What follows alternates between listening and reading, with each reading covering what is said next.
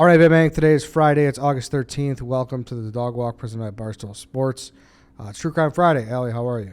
I am doing good. Doing good. Boots off. You're good to go. Boot is off. There you go. Congratulations. By choice. Yes. Not listening to the doctor's orders. You know, like I told you, self-diagnosed. You felt good. Felt okay. So what's your driving capacity at now? Until it starts hurting. Oh, really? Yeah. Does it still hurt? Yeah, if I drive for a long time. Oh, it still hurts really? right now. So. Like uncomfortable? Yeah. Or like pain? Yes. So both. Uncomfortable pain. Okay. All right. Yeah. That goes like hand in hand. especially here in the city, it's a stop, go, stop, go, stop, go. Mm-hmm. Doesn't do well. Yeah. It's a lot of motion, a lot of herky-jerky motion. Yeah. Before we hop into today's topic, I want to talk about these beef kits that I have in these tables here that is able to be bought at JP Graziano. You can go to tasterealchicago.com and you can get a beef kit. It comes with mezzo giardiniera, comes with Italian beef seasoning. You guys know the drill by now. You got to hop online and you got to get these. I'm telling you, if you've been sitting there and you've been thinking about it, hey, should I get this? I might like it. Just try it. What do you got to lose? And I could assure you it's good.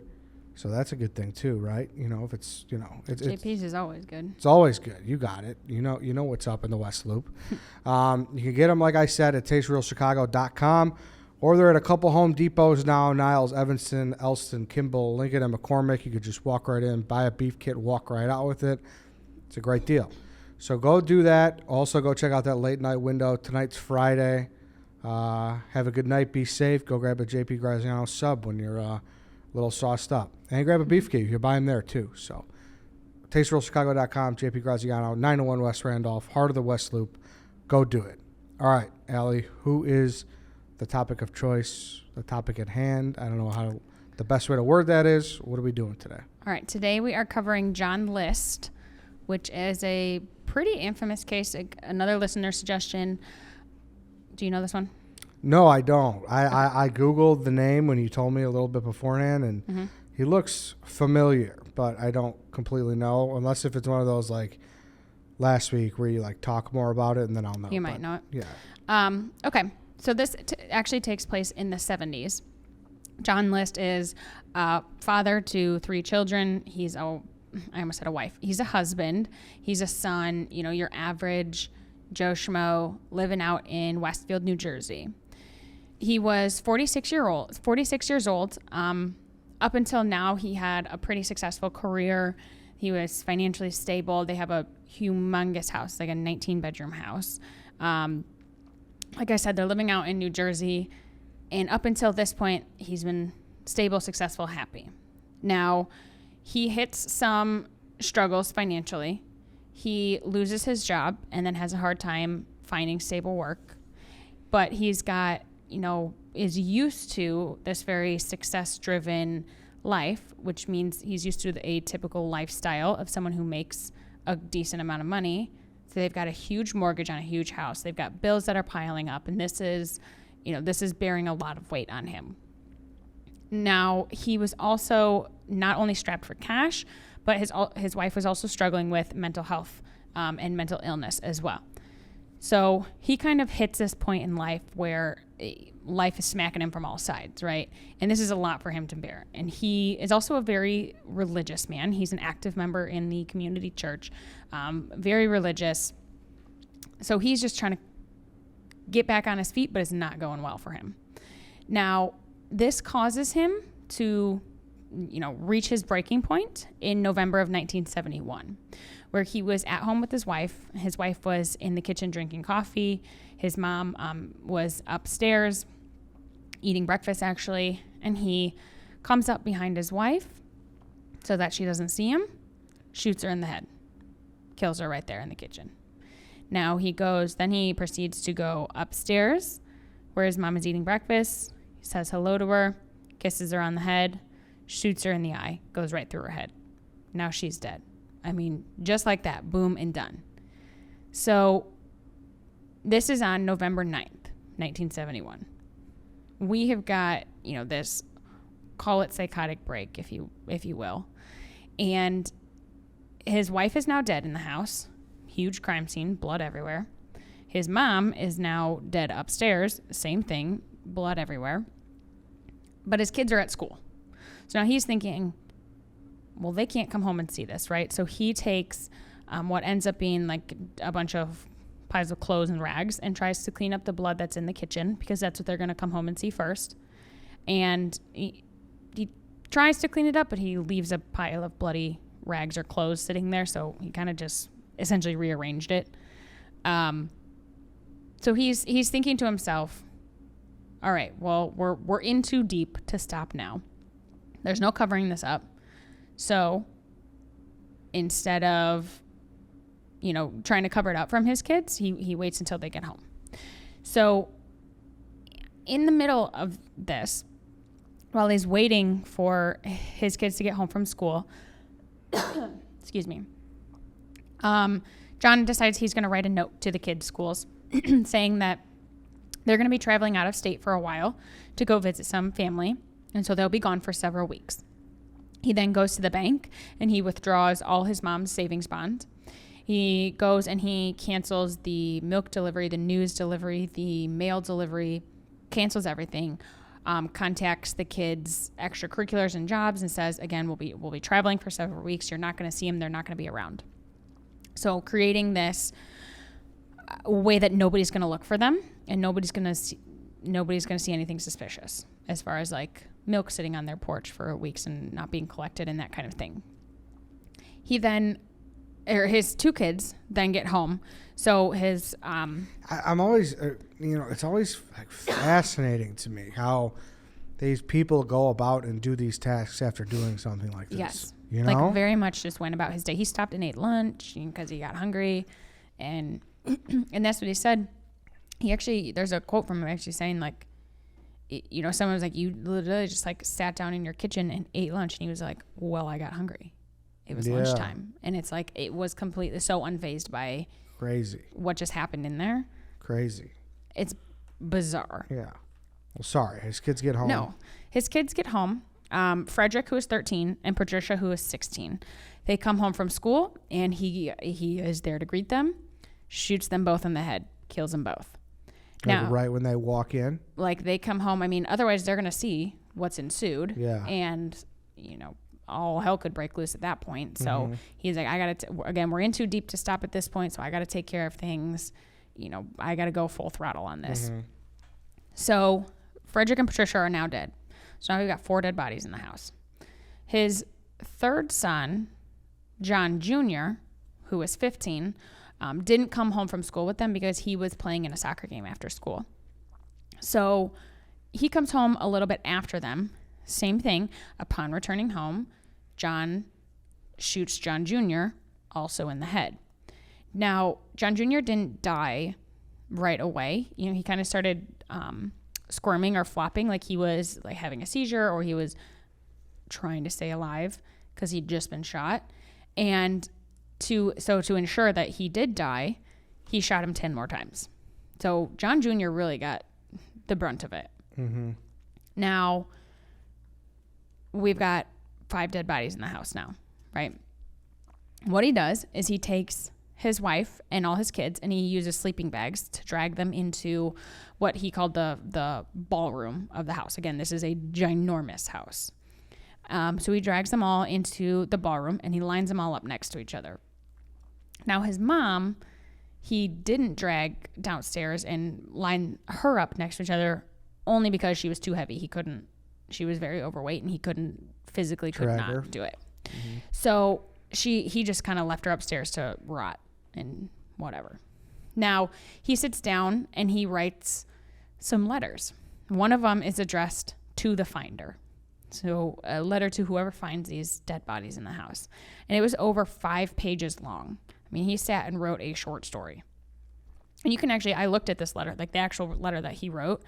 But again, this was written in the 70s, so it's very worn, and his handwriting is really hard to read. So you can look at the letter, but it's very hard to decipher what it says. Mm-hmm.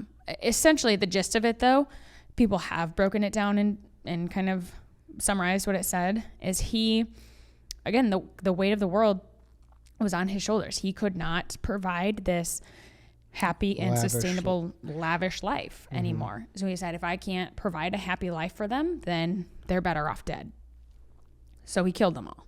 And which is an interesting point, because he's saying that if I can't provide this happy life for them, then they're better off dead.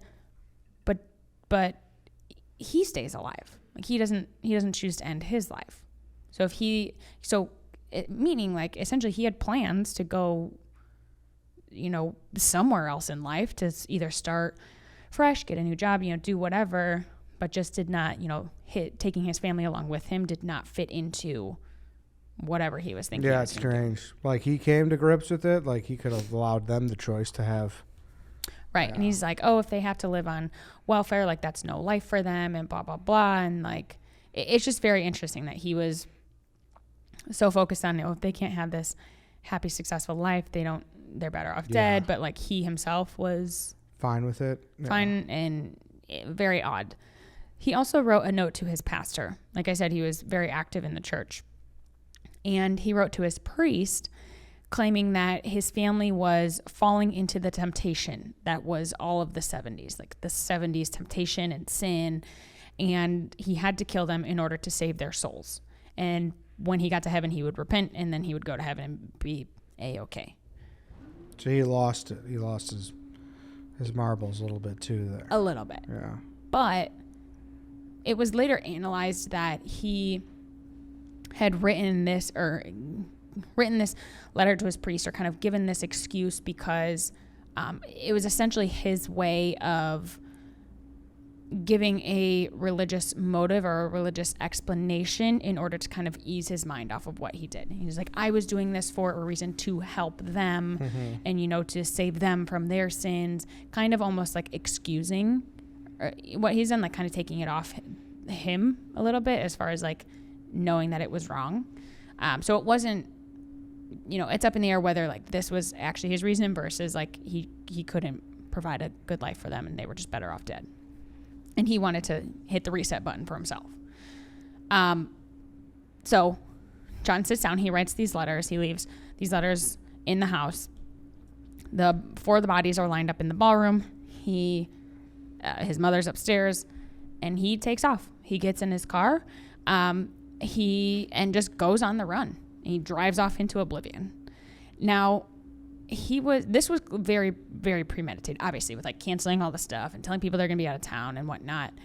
He drove himself to the Kennedy International Airport, and he parked his car there, thinking, okay, they're going to eventually find my car here, think that I got on a plane, whatever. He actually then got on a bus headed towards Denver. So he knew he was trying to throw authorities off right from the get-go. Now, he gets on a bus, he heads to Denver, and he just completely starts a new life. He gets a new job, he gets a new house, he gets a new wife, like literally hits the reset button and is thinking that he's going to just do a do-over. Clearly, this states, he had no remorse on what he'd done.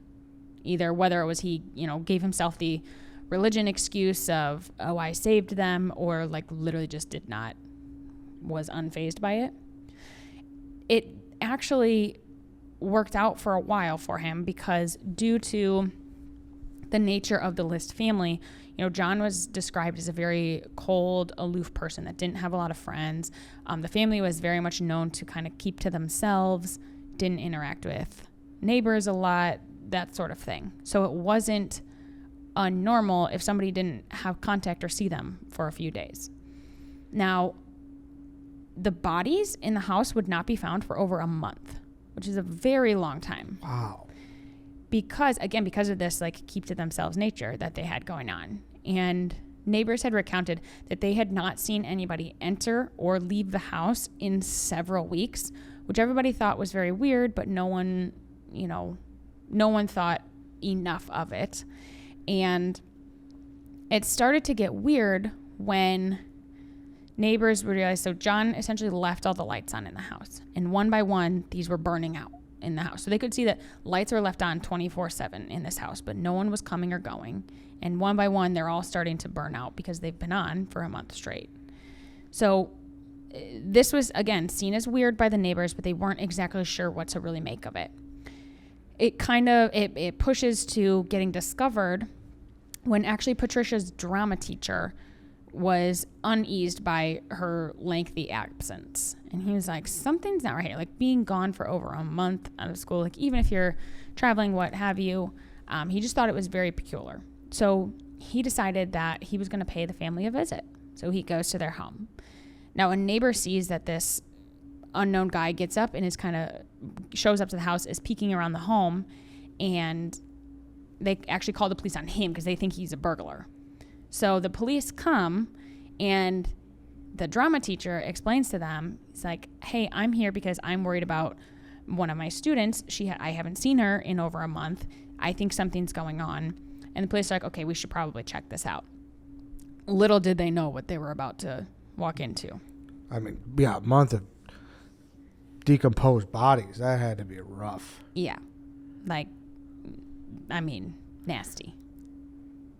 And I'm confused too, because when you started saying too, I guess I should have said this. When you said they started lining them up, I was like, oh, I thought he was like gonna light the house on fire or like burn them or something. Yeah. He just put them that way for no apparent reason. He lined them up. He I don't know. So he shot them all in the head, right? Mm-hmm. Except for his last son, John Jr., where he shot multiple times, but first in the head.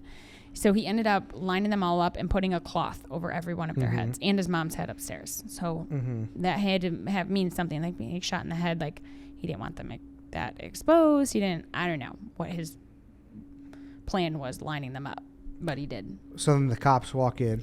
So the cops, obviously can't get in because no one's letting them in. So they decide they're going to break in.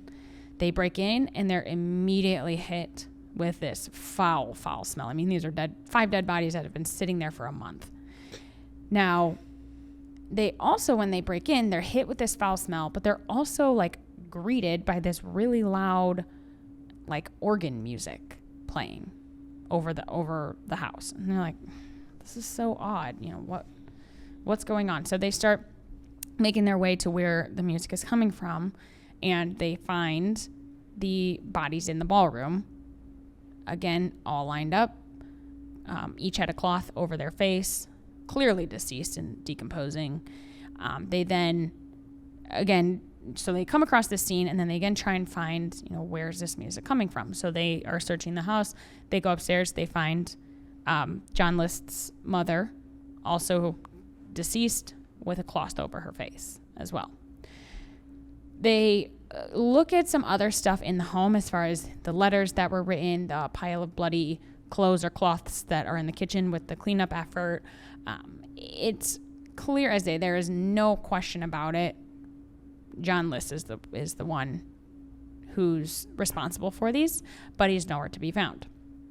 So this huge manhunt ensues nationwide for this guy. I mean, they know that he's long gone at this point because the bodies are decomposing. So he didn't just get away. The FBI gets involved, and the FBI is the one who actually finds his car at the Kennedy International Airport. And they're like, okay, so he must have gotten on a flight, gotten out of here, whatever. But there's no records of him getting on a flight, obviously, because he went and got on a bus instead. So this kind of, other than his face was pasted all over the media, everybody was on the lookout for him, but nobody, either he was in a place where nobody recognized him, nobody put 2 and 2 together. He's now in Denver. This is a guy from New Jersey who did this, whatever it may be. Nobody turns him in. Nobody recognizes that he's the guy and turns him in. The case grows cold really quickly because they find his car, but there's no evidence of him getting on a flight, and they have no other record or trail of where he could have gone. So again, the case grows cold, and the case grows cold for several years. 18 years. 18 years? 18 years. He is... I mean, again, this took place in the 70s, so we don't have the stuff that we do now. But still, 18 years to get he went and completely started a new life, just completely out in the open too. Like, he didn't go run off in the forest. He just went to a different state and was like, "Well, time to start over. Get me a new wife. Get me a new house. Get me a new job." That's wild that you could do that. I know. And imagine him. First of all, he was probably sitting there waiting. All right, they're gonna find the bodies any day now. A month. Yeah. A month and then 18 years. 18 years. And it got solved, or he got caught, because so 18 years later, 1989, America's Most Wanted decided to do an episode on him, or on these murders, not on him, because they didn't know it was him yet. So they do an episode on this, family annihilator who is still at large for 18 years. And so it brings the case up again, and it re-sparks the case. Now, a group of friends out in Colorado are, start talking. They've seen the episode. They start talking, like, wow, that really looks like, this really looks like our friend and our neighbor, Robert Clark. And they're like, wow, that's so weird. Like, the resemblance is just uncanny. But Robert Clark had actually just moved with his wife down to Richmond, Virginia. Now, they're all talking, like, no way, it could be him, different guy, different name, whatever. Obviously, he's going to look a little different, too, because he's aged. It's been 18 years. So they all kind of blow it off. They're like, there's no way it's him. Except for one person in the group. And they're like, you know what? Maybe I should just mention this to the police just in case, like, something comes of it. So he does. He calls the police. He's like, hey, I've got this friend, Robert Clark. Kind of looks like the guy who's America's Most Wanted. Not sure, like, if you want to look into it or not. We're all the way out in Colorado, but, like, maybe. So they do. 11 days later, Robert Clark, a.k.a. John List, who was using the alias of Robert Clark, was taken into custody. And he's like, he upholds his innocence. He's like, I am not John List. I have no idea what you're talking about. Lived in Colorado, just moved to Virginia. Like, you've got the completely wrong person. My name is Robert Clark. They take his fingerprints. Exact match for John List. And they're like, okay, you don't have two people's fingerprints. Do not match each other. You just gave yourself a new name. Like, no way, pal. Yeah. And he still tries to hold up his innocence. And then later on he cracks and tells his lawyer, yes, I am John List. Yes, I did this. And on April 12th, 1990, he was convicted back in New Jersey on 5 counts of first-degree murder, which he tried to plea insanity, but it didn't hold up. I mean, it is a very complicated thing to actually plead when you plead insanity, because you can't just say, like, oh, I'm insane and this is what made me do it. You have to prove that at the exact time that crime or murder happened, you were insane. So not just overall that you're insane, but that exact time. And again, he was alone in the house with everybody, or with himself and 5 people that he murdered. There was no one there to say, oh yeah, he had a break, or he whatever. So he could not prove that, and that was not upheld.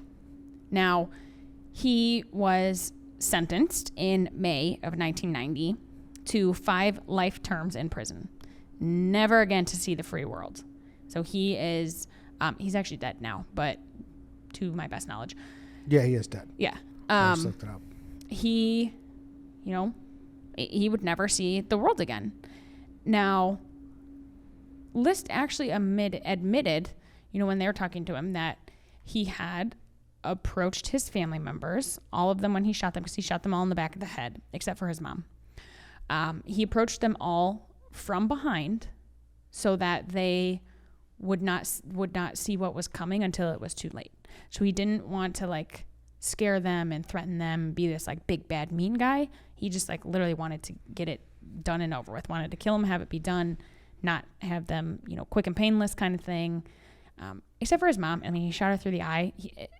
From what I read, essentially he, like, went, said hello to her, leaned down, kissed her head, and then was like, pow, right through the eye. And really? That went through her head. So I don't know if he, like, couldn't sneak up behind her for some reason, like, with, like, whatever, however way she was positioned or what. Yeah, because I was going to say, like, when you go home to your house, there's nothing more, like, you'll never be more at ease or, like, more right. comforted than when you walk through that door. Right. And you walk home, like, you have no idea that's waiting for you by someone who's, like, I mean, legitimately your family. You're on your team, Yes. And and had no reason to believe that it was coming. No, dude, like, that guy was coming from a soccer game. He didn't know, like, what lies behind that door. That's pretty creepy. Yeah. Like, to really think about that. And I don't know, I guess doing it from behind, like, you don't see their face for, like, the last time. And yeah, that's, like, your last thing. He didn't want to damn. Didn't want to scare him. This That's dark. is a very dark case. It reminds me of like the Robert Fisher case, who killed his family, blew up his house. I was going to say that to you, too. It reminds me of like that mixed with the Chris Lori. Benoit a little bit, too. I don't know how familiar you are with Really? that. The wrestler. Interesting. He committed suicide after, but he Killed his family. killed his family and like put Bibles next to him and stuff. It's So pretty. he had that religious tie in there. It's pretty grim. Yeah.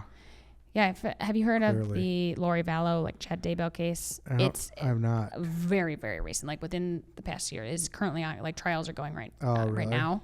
But kind of the same thing, she allegedly, I guess she has not been convicted, he or she, of, family annihilator, used the whole, like, that one's a little more different because they're like, it's very culty. Like there was a cult involved and they're like, oh, they were evil, I had to kill them, whatever. But again, tried to plead that like was currently proven not fit for trial because of insanity and like all that good stuff. But Robert Fisher, was the one who was on the run, could still be on the run. Yeah. This guy, John List, was on the run for 18 years without 18 years, then he went in 1990, then he died in 2008. So like 18. It's strange. Spent 18 years behind bars. So he got remarried, right, down in Colorado. And when this America's Most Wanted episode was aired, they were watching it. Like his wife was sitting there watching it and did not really? recognize. He said he was like sitting there sweating bullets, being like, well, here it comes. And she did not recognize him at all. Like did not put two and two together. Who knows what he told her, like if he was told her he was from New Jersey or not, whatever he told her. But even seeing his picture, like she did not recognize him, which I can only imagine, being him sitting there being like, oh, that's me, on the TV, and your wife sitting there like have no clue. Dude, that's why you never know, man. Like that's why those shows are so important. Yeah. And America's Most Wanted has solved a lot of cases. I mean, that's why the show got started because I believe it was the dad, right? The producer, the dad or founder, he had a murder in his family that had gone cold. I believe that's how it got started. Yes, you're right. And now his son was killed. Yes. Right. Mm-hmm. And now it's John Walsh. Who know? It's solved tons of cases now. Mm-hmm. That's a huge thing. So that you hadn't heard that one before, John List? No, I haven't. I have not. That's crazy though. 18 years. Dude, being a fugitive is like, holy shit. It's got to cause you some gray hairs. I know, for sure. Right? Like, are you just like sitting there worried every single day? I know, right? That somebody's going to recognize you for 18 years? Or do you just like not care at all? Clearly he didn't care to kill his family. Maybe he doesn't care that he's going to be caught. I don't know. But that's just like knowing you have something that big in your, that big skeleton in your closet. And just, I mean, he was ballsy. Like he didn't try and run and hide. Yeah. He was just like, well, time to move. It was just the time of the, that was just the time. Yeah. Being back in like early 70s, yes, it was a lot easier to get away with this. Bus ticket, kind of no cameras at the bus stops, like bus stations, Mm-hmm. Crazy. All right, Allie, thank you. Mm-hmm. That's it for today, everybody. That's it for this week. Thank you for listening. We'll be back on Monday. We will see you then.